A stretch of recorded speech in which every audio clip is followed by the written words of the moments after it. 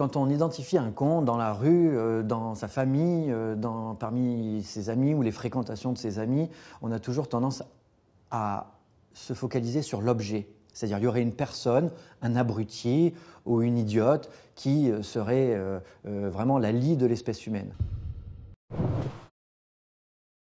Quand on formule ce jugement, on est soi-même en train de cesser de faire certaines choses qui sont indispensables à l'être humain, et notamment donc comprendre ou faire preuve d'empathie. Donc au fond, il y a toujours deux cons quand on parle de conneries. Il y a celui qu'on identifie comme un objet et celui qu'on est en train de devenir ou de redevenir.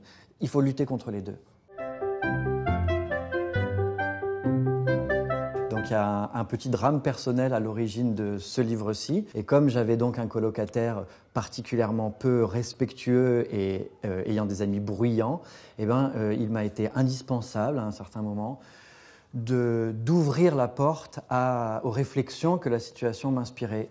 Et au fond, c'était une manière pour moi de laisser mon émotion, elle aussi, prendre en quelque sorte les rênes de ma réflexion philosophique. Pour ça, je lui suis très reconnaissant. C'est ma muse la plus inattendue, mais l'une des plus importantes.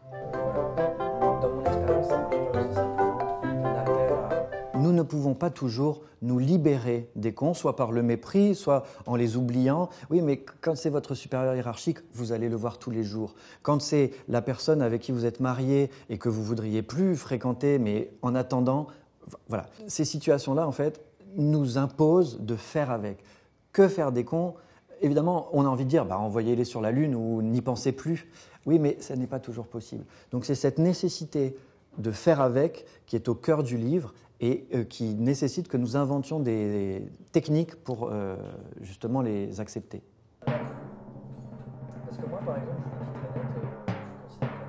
face à un con, la plus grande difficulté, c'est précisément de s'éloigner de la personne, de ne plus considérer la personne et se concentrer entièrement sur la situation. Avec ce type de stratégie, on diminue très fortement l'intensité affective, c'est-à-dire l'agacement, le fait qu'on n'en peut plus, et on apprend à déplacer des éléments qui sont neutres et qui vont permettre justement de trouver une issue au conflit. En plus, je suis un grand dessinateur. Je fais des schémas.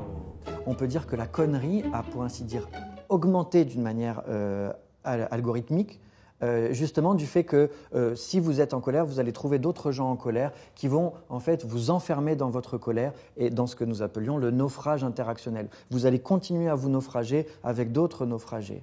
Donc l'idée, c'est plutôt de sortir de ce cercle et de réussir à travailler plutôt avec ceux qui sont vos adversaires, pas ceux qui sont d'accord avec vous. Les réseaux, paradoxalement, nous ont enfermés dans le cercle de ceux qui sont d'accord avec nous, dont vous verrez en fait qu'il va finir par se réduire et vous serez le seul au monde parmi un océan de cons.